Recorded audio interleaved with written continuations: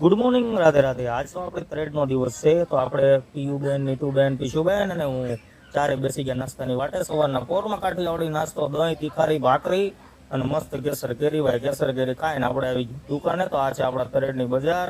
અને ભાઈ પરેડમાં આવીને જે આનંદ આવે છે એની જેવી બીજી ક્યાંય મજા નથી આવતી. તો આપણે આવી ગયા છીએ રામજી મંદિરે દર્શન કરવા માટે. તો રામલલ્લાના દર્શન કરી અને આપણે પછી ફરીથી એક મસ્ત વ્યૂ લેવા માટે આવી ગયા છીએ. કારણ કે તરેડમાં જે મંદિરેથી જે વ્યૂ દેખાય છે બહુ સરસ છે. આ ગ્રીન કલર વાળું આપણું ઘર છે, ટાવર દેખાય છે, અને પછી જો આપણા ગામનો વડલો, ચોરો, ગોંદરો બધું એટલામાં જ છે.